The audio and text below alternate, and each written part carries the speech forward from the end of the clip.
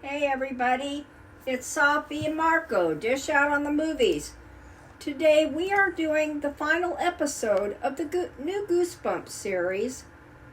And basically I don't know what to call it. I don't even know if it has a title. It does, Safi. What is it? This episode I mean the whole thing, the whole series. It's just Goosebumps, right? Yeah. Okay, well the title is... Welcome to Horrorland. It's not. It's not. It has nothing to do with Horrorland or anything. It's just... Okay, I'll excuse them. No. In a certain way. I mean, I can see them using these titles, but it's just stupid. It is so queer. It's unimaginative. Yeah. To say the least. They could have... This could be, like we've said, a whole new story about Slappy and his origins and what happens with these kids who come into the picture, and then with the Biddle family and Nicholas Biddle, all that stuff. But I think it's very unimaginative of them to pick up just the titles of all these past books that people from the 80s read in the early 90s or whatever. And I just think it's really lazy, and I don't care if you have the rights to do it or not. I just think it's lazy and inexcusable. Well, you think before you watch the episode, you think, I'm going to get to see Welcome to Horrorland. And then you watch the episode, and it's like, where's Horrorland? Where's the Morris family? And the coffin ride, and that maze thing, and then the game show. Where's the Beast thing? The Ripper. Where's any of that? Oh, we're not doing that. We're just calling it in a cutesy symbolic way of like Horrorland is what town is, because town is taken over by Slappy as a human.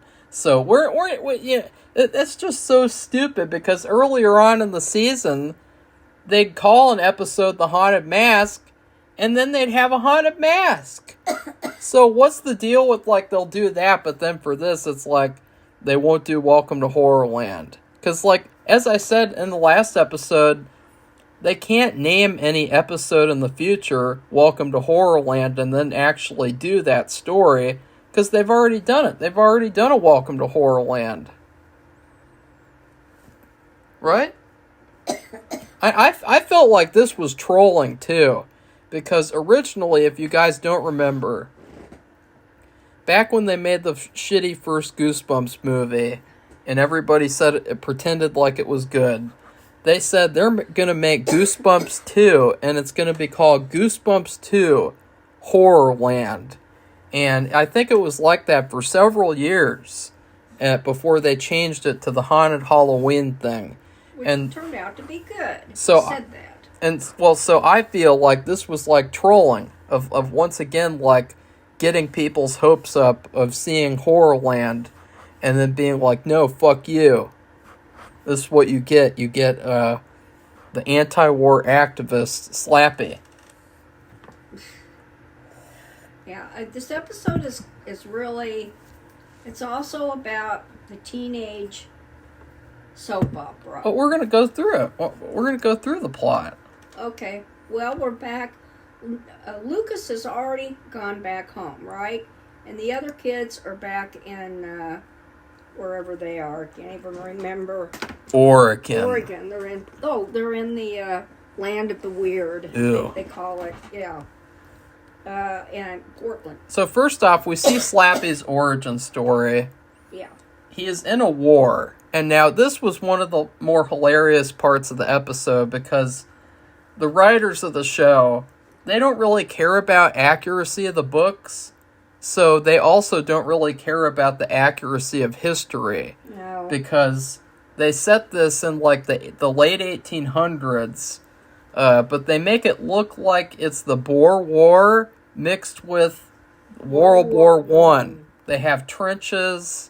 The outfit, the helmets look like World War One, but then they have outfits that are like the Boer War. And he's British, So, but still, Yeah. they would still have different outfits for World War One. So it's like, what's the deal here? Like, what war is this? Like, we couldn't even find a war that would fit this time period with these countries. So it's like the writers, they're so lazy and so shitty at writing, they can't even they can't even use like a real war to adapt it into the show. They made up a war like Stanley Kubrick did with his first movie, Fear and Desire, where it was like, oh, because it was the same kind of idea where Stanley Kubrick said, I'm just going to make up a war because all war is the same. So I'm just going to make one up, and, I'm, Stanley Kubrick, and I'm really clever, and, that's his worst movie, or one of his worst movies, according to people. And they couldn't even do that right. No, we spent some time doing the research or just looking at photographs because they're wearing beige outfits, and like he said, the helmets are like World War One, and it's just it's a mess. So anyway, he's in the middle of this is the guy Kondu, where you saw at the end of the last episode. Remember, Mr. Bratt did that spell, and he brought Slappy to life, and then he had this gross corpse in the tomb, and he puts his hand in and gets something out. I guess it was the words or the book, and says these words, brings him to life. So this is what we're talking about. If you forgot, which I don't know how you could forget, because a living Slappy, because he's wearing an old outfit. Yeah, there's basically only one origin story where Slappy was a person, and that was Bride of the Living Dummy. And we have not read that book yet, but in the episode that they made for the 90s show, they did not include the story of him being a human. But it's just stupid. And it's like, it doesn't make any sense. And so, Slappy is in World War One. Or whatever war. I don't know what war it is. Yeah, it's kind of a combat. I think it's the Boer War. No, it's not. It can't be. Well, anyway, it's too late for the time period. It's what they've made it up to be. Whatever. It's their own war. It's a special war. If only Slappy was there. No, it's a war where only special people fight. Right, Safi. Yeah.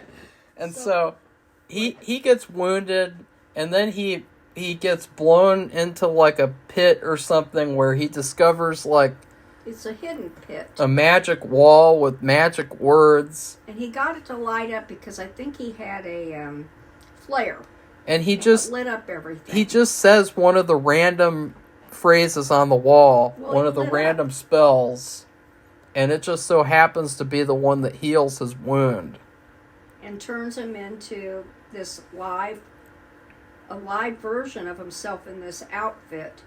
A magician. And then we don't see the immediate effect after that. What happens, like with the other soldiers, the war, all that bullshit. Sorry. And then. Well, he also copies down all the phrases from the wall into a little book, which the big question is, how do you know which spell is which? Because it's not in English, the stuff on the wall. It's not telling you which spell is which. So, he just copies all these phrases and then I guess experiments around with them. But we don't see any of that. Yeah, so like maybe there's a spell to end the world. And he's just like, oh, I didn't know what that was for. Whoops. Undo that. Right, Safi? Yeah. So the next thing we see is him walking into this carnival. And he has a case with him, or a bag, or whatever. He's wearing that outfit, that old suit, and he has his hair in that kind of old style. And he's alive. He's walking there, and he goes into this one tent, and it's a tent full of puppets. And you really don't see him that clearly. It's kind of darkened, and somehow, he talks about it. And then the owner, or the person who made all those, comes in and finds out who he is, and he's very famous, apparently. Kondu. That's what he calls himself. and the other guy is Mahar, and so they're from the origin story, and I Am Slappy's evil twin, which in that origin story, they talked about him building Mr. Wood. Well, in this story, they do not have Mr. Wood at all, so they took Mr. Wood's origin story and they gave it only to Slappy in this show. That is how disrespectful the writers are to the Mr. Wood character and the lore of Night of the Living Dummy. And also, there's this really hilarious line where Mahar calls Kandu, he calls him a magician, which that's what he is. He's a magician. He looks like one, he acts like one. And he has these spells. He did a spell on one of the puppets and made it come to life. And the puppet said, "Hello, Father." He's talking to the guy who made him, which is that owner of the carnival. And Kandu says, "I am not a magician. Magicians stand on the street corner and do tricks for people. I am real." Like, that line did not make any sense at all. Like, he could have just said, "I am not a magician, I am a sorcerer." Like, that's all he had to have said, but he said, like, "I am not a magician, I am real." And I said out loud, like, "No, you're not. You're a magician still, Slappy. You're a magician. Get over it." So anyway, he says, "I have a request. Oh, I can turn your carnival, which doesn't seem to be doing very well, into something really special and making a lot of money." And so he says, "Well, I just have one request. I want you to create," and then he tells him. And of course, it's a Slappy. It's only Slappy. Only just Slappy. Not Mr. Wood, like in the book. And so it's a year later.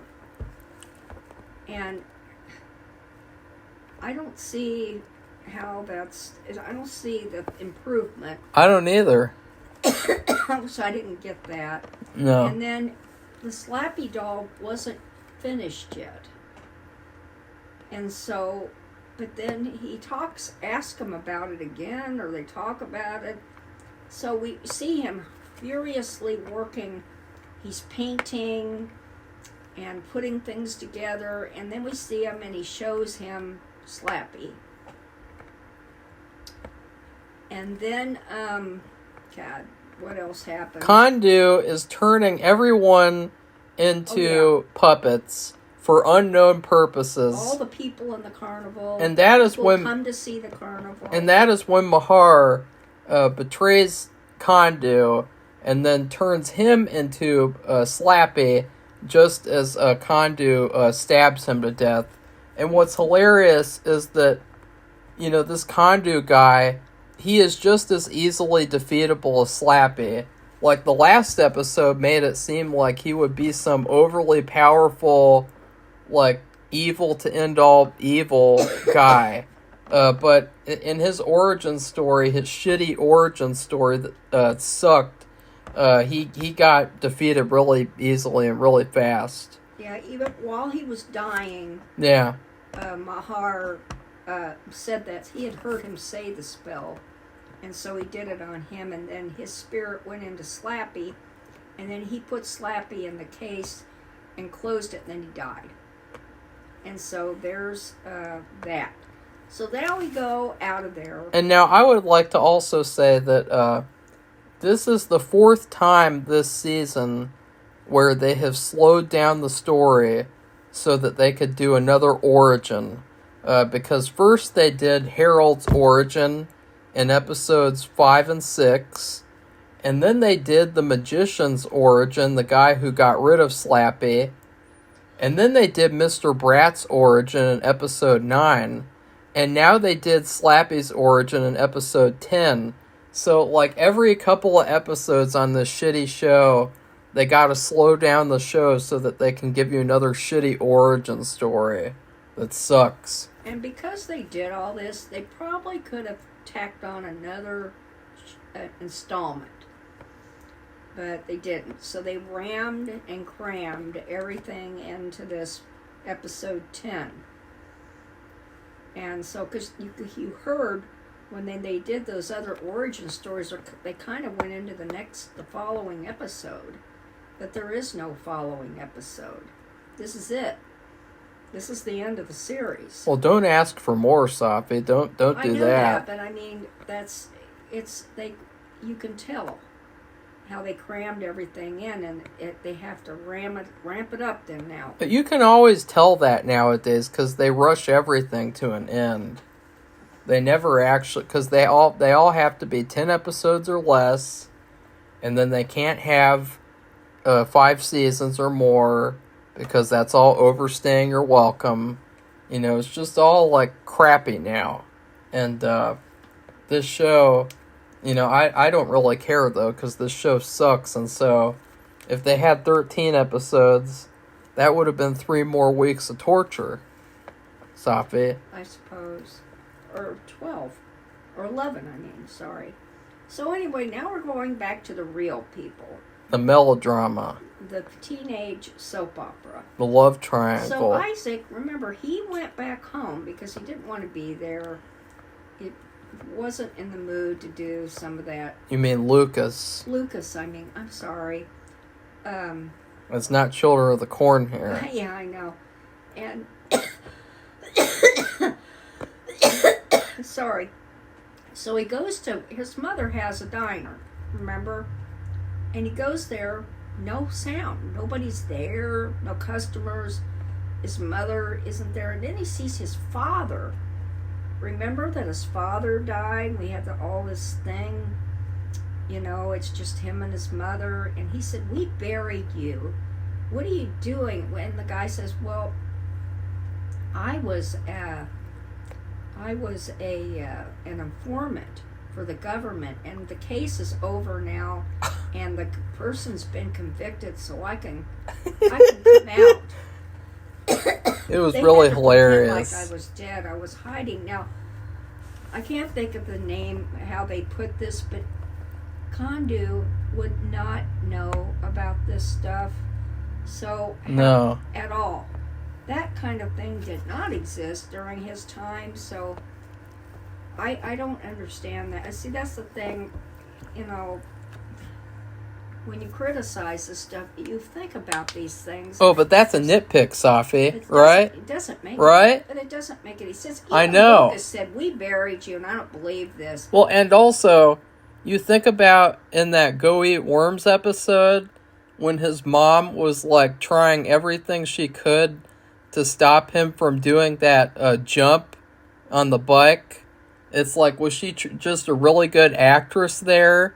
Or was she trying to save his life like the dad who died doing that? You know? Like, that was just totally, like, all made up, apparently. Like, no.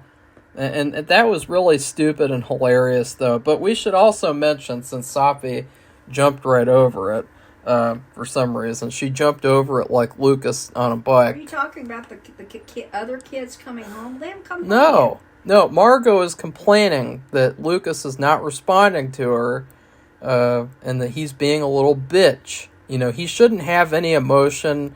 He shouldn't have any sort of opinion, feelings, or any sort of... He should just, you know, be... whatever she wants him to be. Yeah, be her image of a man, which is very, very flawed and very, very stupid.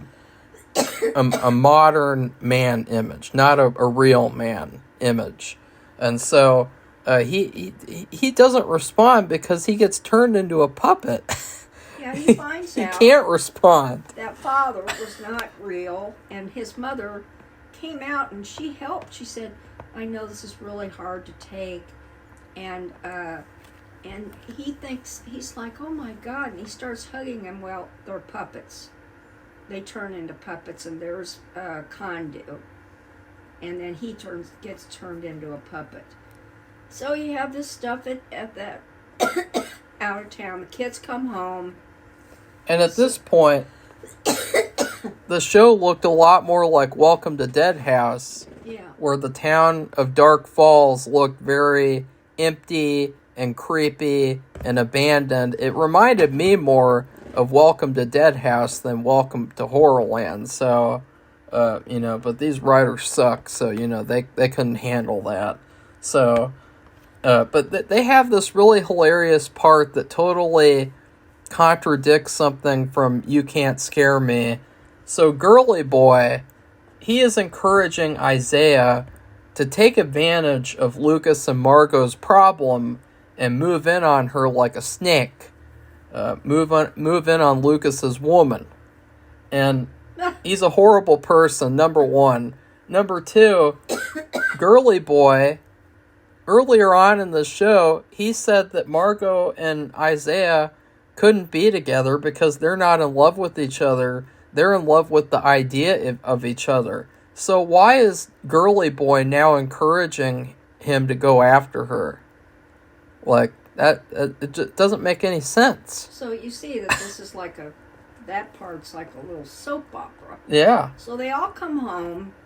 They all get dropped off one at a time. You have James with the Pearl guy. He's the Pearl guy. Isaac, the African-American guy who lives next to Margot. Then you have the haunted mask girl. And that's it, right? They're in the Jeep together. And they're all getting tricked. And they're almost getting tricked. It was really funny because Carly Beth Jr. or whatever, Carly Beth, not Carly Beth. Haunted mask girl. She said that she went into her home and her mom said that it was nice to see her. And she ran out. And that's how she knew that it wasn't her mom.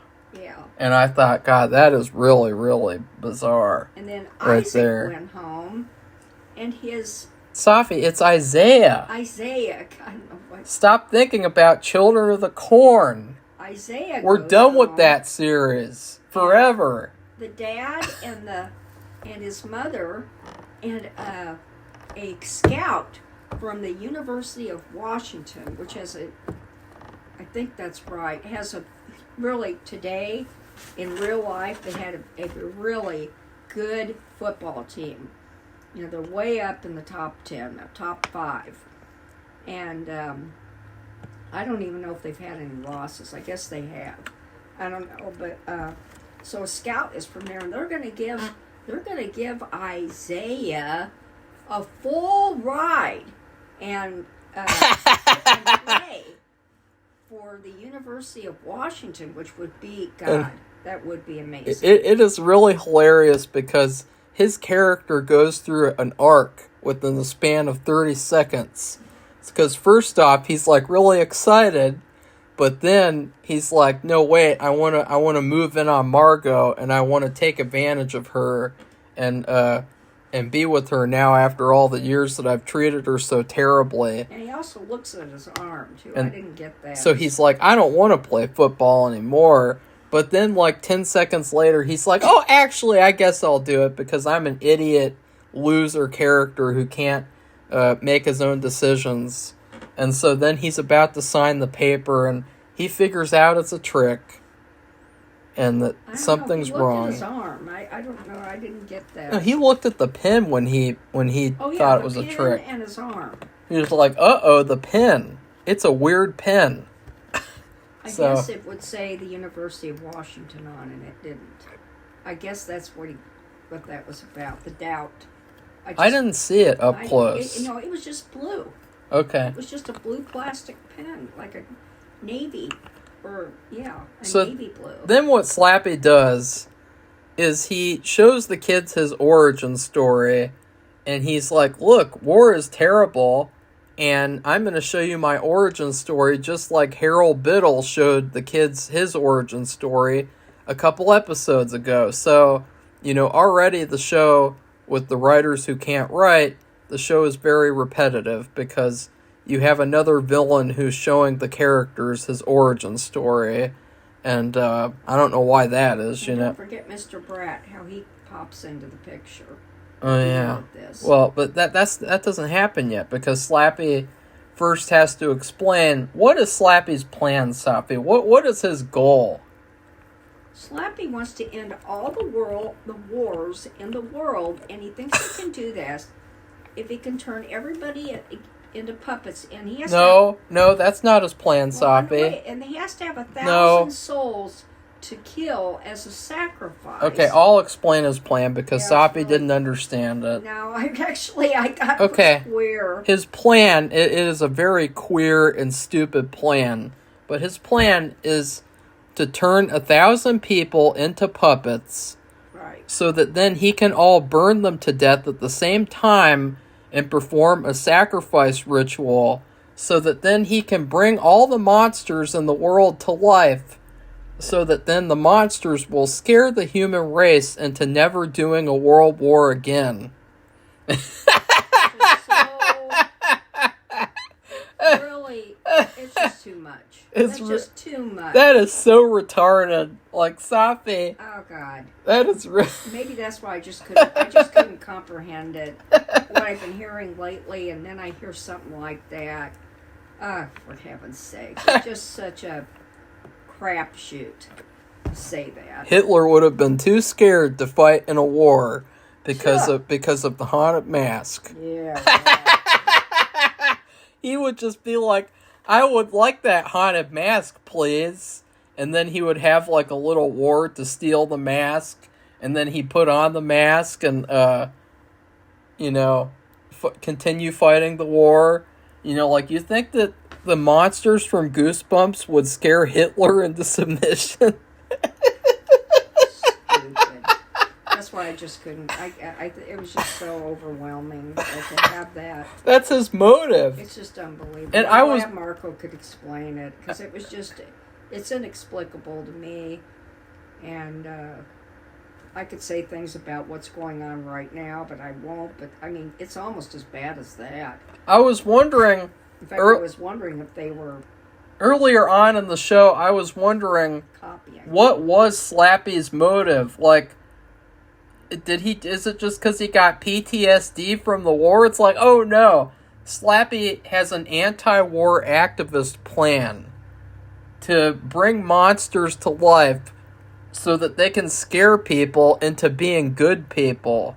Like, that is just so retarded and bizarre and just, like, completely, like, I don't even think a little kid would come up with an idea that stupid.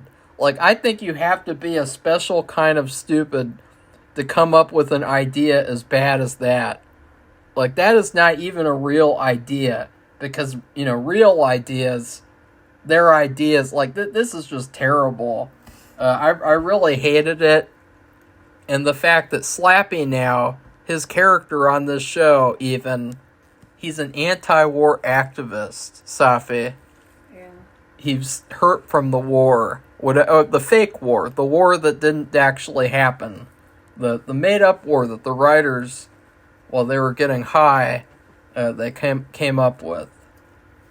Yeah, so anyway, along comes Mr. Brat, and where they are now, because he shows them his origin story. He's a magician. He can show it, what happened in the room, in the wall, and all that. Mr. Brat shows up and he said, "I'm sorry, guys, I cheated. I had to do all this. I had to come up with an ending. I had to come up with a new ending for my book." And he said, "I'm sorry." But then when Slappy says all this stuff about sacrificing, he says, "Now wait a minute. I didn't have that in my book." And because you see this big tower, it's huge, and it has all 1,000 people, including their parents. And but you're missing something. Lucas. You're missing something very important. Michael, go ahead. Mr. Brat reveals that he is not only related to Harold Biddle, but he is also related to Franz Mahar somehow.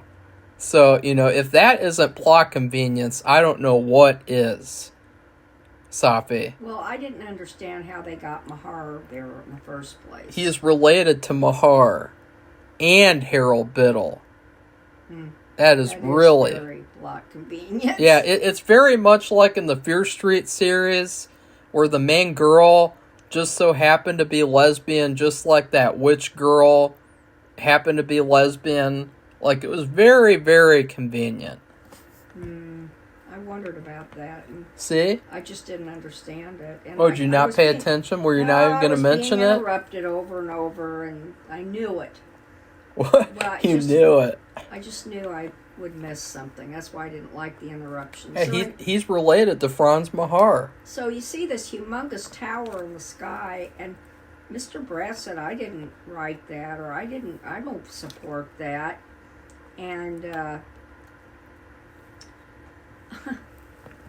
so then what the Kondu does is he has to light the bottom of the tower.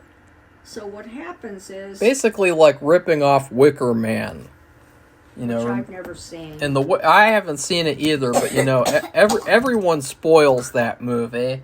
But at the end of that movie, they put somebody in a giant statue, and then they burn the statue, and it is a sacrifice. So this is a giant tower. It's like a big. It's like a tube. See that? And all the people are lined up. So they copied The Wicker Man for this Goosebumps finale. They couldn't come up with their own ending. They had to copy another horror movie. So they have 1,000 people, including all their family, stacked up on these different levels. And they're all puppets now. Remember, they're all made of wood. They're not human. And somehow, what happens exactly? Mr. Bratt, I'll just go through it because I think Safi's kind of like shocked at how bad it is. So she's kind of like, because usually she goes through the whole thing in painstaking detail, and you wonder how long the video will turn out. It's bizarre. Well, Justin Long comes up disguised as Mahar, and he tricks Slappy somehow. I didn't understand that either. See? How Mr. Bratt was able to pull off this trick. He made Slappy think that he was Mahar and he was making up for betraying him. And then he lights the statue on fire and people start to burn alive. And it's all an illusion. And then Slappy figures it out, and they have to figure out which spell to use. Which they did in a matter of minutes. Yeah, how do they do that? Yeah, the Isaiah says, find a spell, reverse all this. It's like very, very fast and contrived. And the kids, now they're all, before this little turn of events happen, each kid is now in an encirclement of fire and smoke. And it's circling around them, so they're going to disappear or turn into puppets or whatever, or just disintegrate. But then when they do that, then Isaiah and who else? Margot? I can't remember. Somebody said got out of it. Somebody finds a spell though, and they say the spell, and apparently the spell will reverse everything that Slappy has ever done, which. That is really hilarious. There is a magical undo button. There's those commercials. What was it, a few years ago when they, where you press the button in and remember that, and then undid. It was an Office Depot commercial or an Office commercial where you press the redo button or something, and then everything changed. And it was like, so what happens? First he says, oh, that kind of thing's not going to work on me. And then what was the thing that happened? They just said a different phrase. Yeah. At first they tried to do the Slappy phrase. And he's like, no, that doesn't work on me conveniently anymore. You can't try again. And then they just try a different phrase. And it undoes everything. And it turns him back into a wounded World War I soldier. And this is where he has a gun from World War I, and he tries to shoot. Pistol. He tries to shoot Margot, and instead Isaiah jumps in front of her like a Lifetime movie style shot, and he gets shot instead.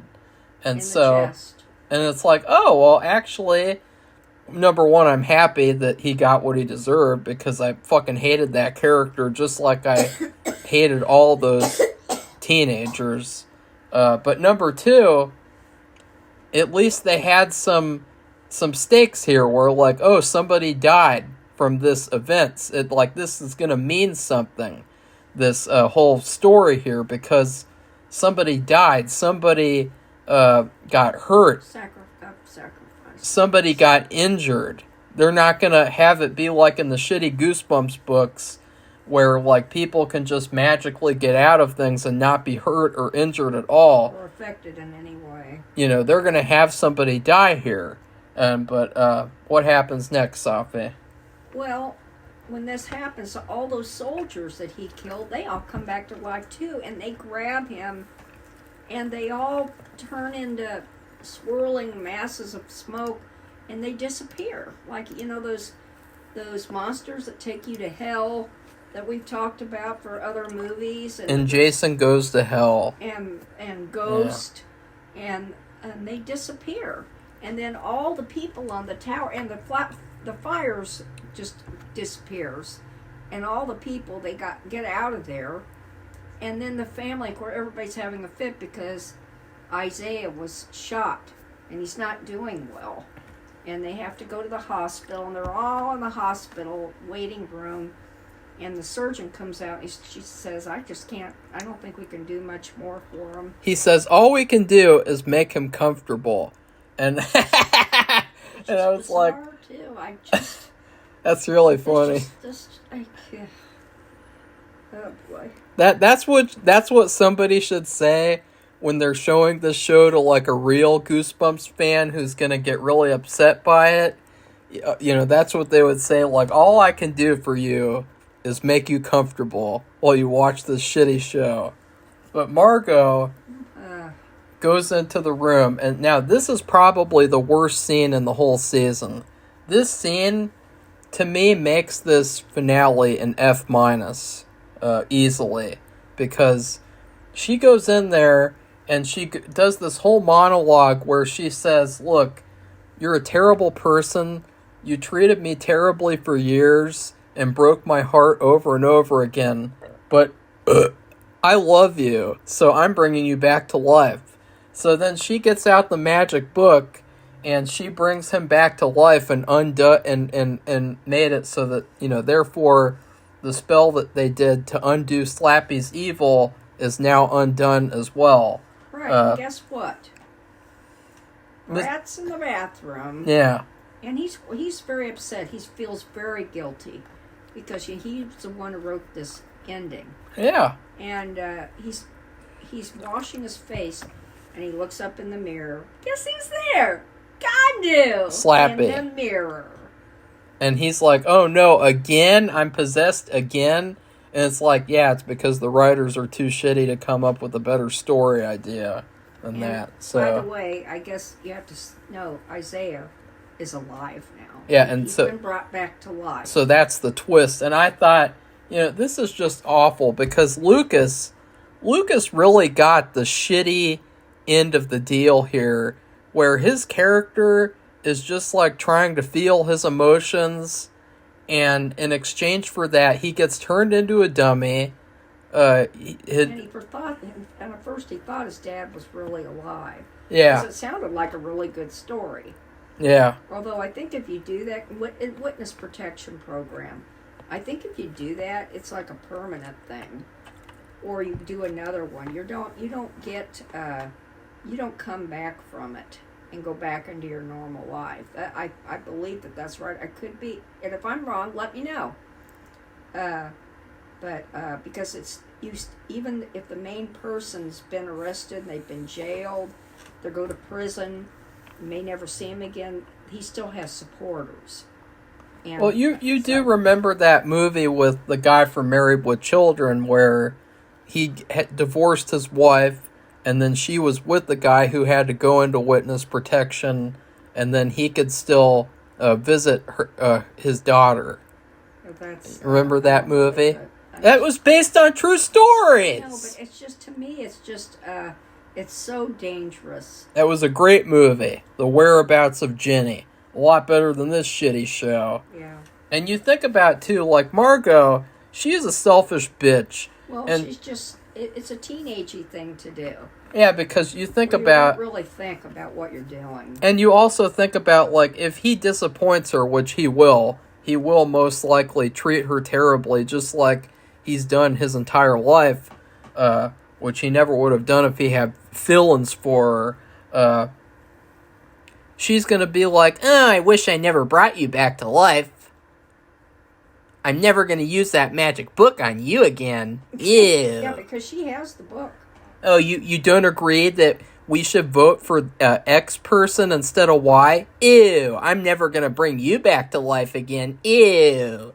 You know, that's what it felt like to me, of like, she is making an idiotic decision, and I don't know if she realizes, she's just so blinded by her stupidity, or her teenagey soap opera persona. I don't know. It's just dumb. Made me want to vomit. Yeah. And it really felt like such a low point for the show. Because what I was trying to say before Safi interrupted with Lucas is that he really got the shit into the deal. And now I'm going to have to go through all this again. Lucas, he was trying to feel his emotions. And what he got in exchange for that was he got turned into a puppet.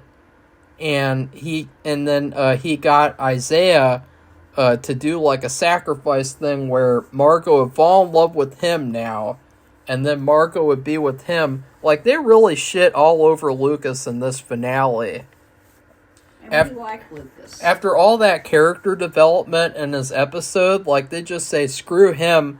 Like, he doesn't even get any moment at the end of the season to, like, talk to Marco or anything. It's like they just said F you to his character.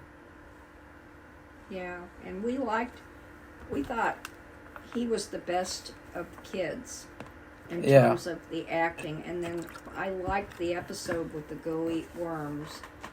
I thought that was pretty exciting. Oh, really? Some of those others were just so blah. Yeah, like this finale. And just, this one is bizarre. I mean, it's just bizarre. Yeah. This thing about saving the world from itself by sacrificing, killing 1,000 people, and then bringing monsters to life. It sounds like, God, I don't want to say because I don't want to have people get mad at me and get in trouble. But I just sounds like similar to something. It kind of sounds like something similar to what somebody in a real war would say. Where they would say, let's send out 1 million people to get killed doing this suicide mission so that we can do this. It didn't sound like a real, like, genuine thing of, like, I want to be an and, like, look at his face, Safi. I mean, Slappy the Dummy is an anti-war activist in this 2023 show. That's his whole story. That's what everything has been building to. Has been Slappy holding a flower and saying, maybe instead of guns, people should give each other flowers. Like, that's Slappy's character. 1,000 people, innocent people. I wouldn't call that giving anybody a flower. But that's what he wanted to do. Okay, well, let's give it the... Marco already reviewed the series. Well, I would like to review it again in terms of food, or just review the kids in terms of food. Because I fucking hate these kids. And I was thinking about donuts. Well, you can do that. I just want to say... Go ahead. What am I supposed to read? What am I supposed to give my food review? First, what is the episode? Because I give the episode an F-. What would you give it?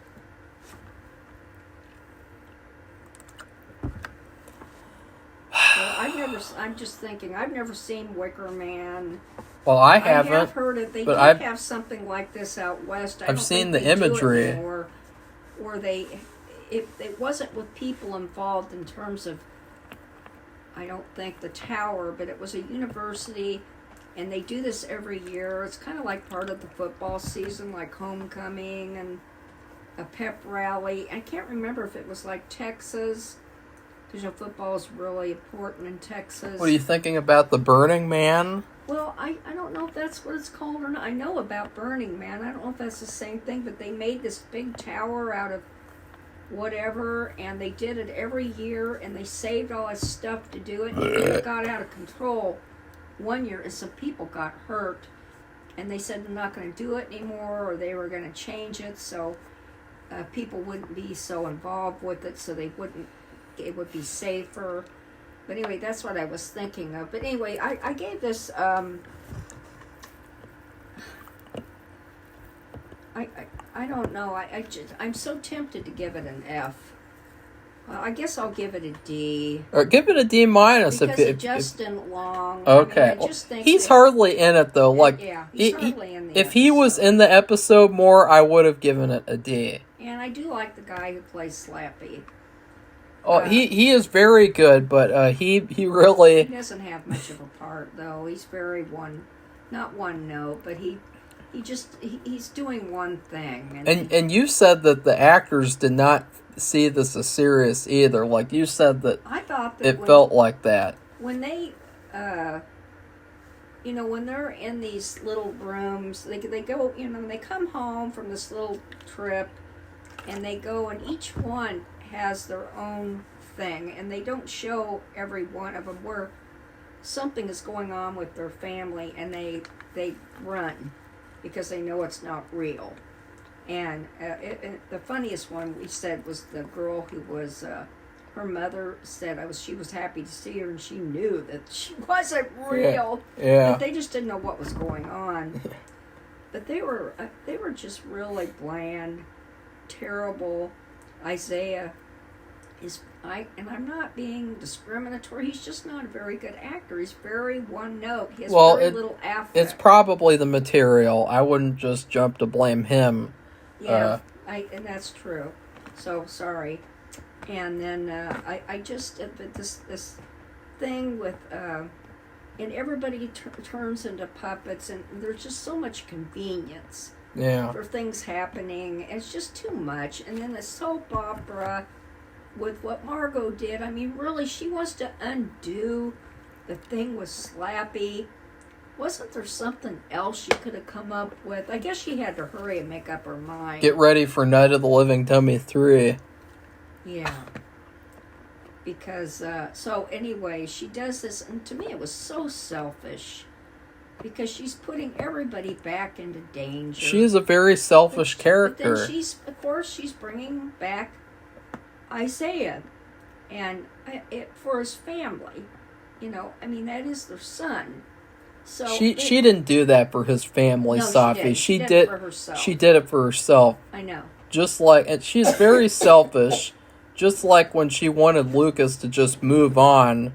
After everything that happened, she's a very selfish character. And be what she wants him to be, which is not right. So yeah, I'll just go ahead and give it a D. Okay. And I'm sorry. And then for my Marco's already done the review for the series. I give it a pumpkin pie. Now I'll put a qualification on it. I make a pumpkin chiffon pie. To me, it's the best kind of pie to eat. A chiffon. It has gelatin added to it, so you don't bake it. You do bake the crust. You have to pre-bake the crust. It's really delicious. And what you do is, like, when Thanksgiving time comes, which is almost here, that's why I decided to pick it. They have all these pumpkin pies at the store. And we've actually tried one. It is so gross. Yeah. It's a terrible imitation. Not just the fact that it's baked, which is so anyway. A baked pumpkin pie. The crust is horrible. And I can't even describe how bad it is. Just the whole thing. It's just awful. It's a poor imitation of a good thing. And I know a pumpkin chiffon pie, they could not put it on outside on display on a table because it has to be refrigerated. But those crappy baked pies they come up with around Thanksgiving for people to buy, I guess if they put a ton of whipped cream on top to disguise it, but I don't know how they could, because we did that too. I don't know why we bought one. We bought one for something. because the oven wasn't working, or just for kicks, or because it wasn't anywhere near Thanksgiving and we just decided to get it. I don't know. We're stupid. That's all I have to say. And it was just, ugh, God. And it just made me sick. Sicker than a dog. So that's what I'm giving it. The season. Because it's just a poor imitation. Like all those titles that they pick up. It's a slappy story. So why don't they just call it what it is? Instead of making it up. Or you know what, too? Like, what if they had gotten R.L. Stine to come up with the episode titles? Like, that would have been cool. If, like, they were all original, like, Goosebumps type titles. Like, that'd be fun. Yeah, it'd be interesting to see what he'd say. I don't know. I don't think he'd be honest because it might violate a contract, agreement. He will not be honest. I mean, he defended that censorship and said that nobody should be offended. You know, all the imaginary kids who were offended by Goosebumps growing up. He defended that, and then he defended the Fear Street trilogy, so, there's no doubt that he would defend this shitty show. Whatever. I'm sorry. But I just can't. It and sucks. I don't agree. It just sucks. I've never agreed with using these old titles because I just think if it's a new Slappy story, which is that's what it is. Yeah, it's all about Slappy as usual.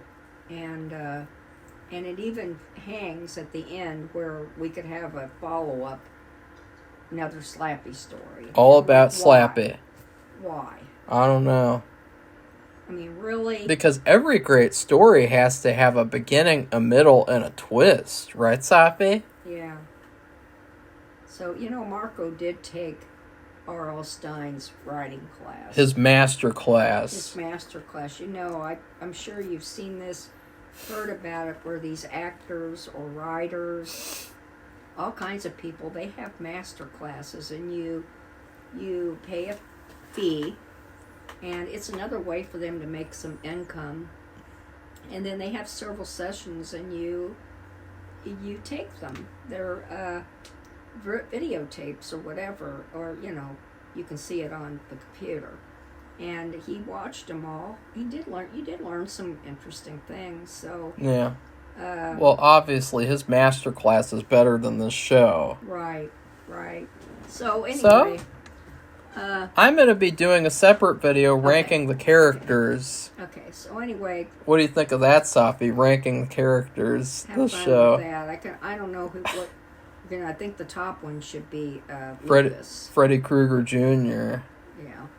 Oh, Nicholas. Is it Nicholas? Nicholas? What's his name? Who's Nicholas? Harold.